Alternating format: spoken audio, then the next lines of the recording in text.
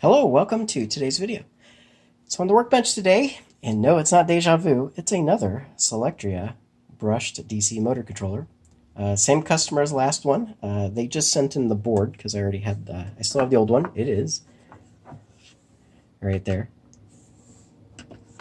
So they sent this one in so I could reuse the other hardware and get this guy up and running as well. It doesn't have a serial number on it. It was last checked 312 of 91, but no serial number on it. It's got a few little bodges here and there, but yeah, so don't know the serial number on it. Does have a note on it saying that it was possibly exposed to 170 volts, and it also has a note here saying that it is actually set up for 75 volts.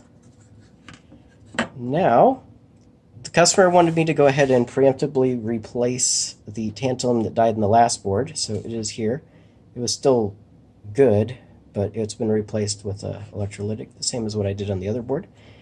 And we also replaced the switch mode converter, the 9110 chip. I don't know if this would show up, but it's got a chunk blown out of the side of it. Kind of see there between those two pins. So it's dead. So I went ahead and put a new one of those in, but before we fire it up, I kind of want to make sure. There's a few other little things. This transformer is cracked. The core, the ferrite core is cracked across the top here. It's a flyback converter, so I think it'll just lose some efficiency, but it should still be able to store enough flux in that. So I'm not 100% worried about that being a problem.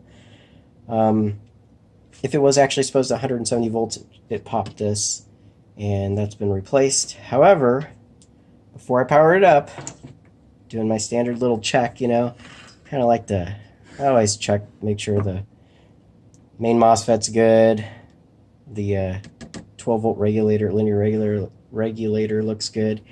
Do a diode check. Try to check all the transistors. All these guys looked good. The diodes over here, not so much. So I'll show that here to you.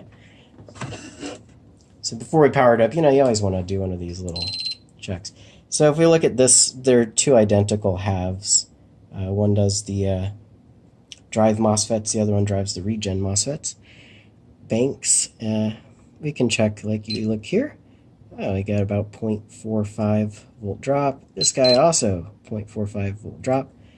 I'm going to guess that that one is the silicon diode that rectifies one of the isolated supplies for this capacitor. And this is probably the zener that keeps the voltage from getting too high, protecting everything else, probably maxes out around. That's probably a 15 volt zener. But if we come over to here, shorted, and shorted. Now I believe this guy is probably okay. I think these two are in parallel. I haven't actually worked out that schematic, but my guess is that this is the rectifier, and then this is to make sure that we don't ever go above 15 volts. It's just a protection zener diode.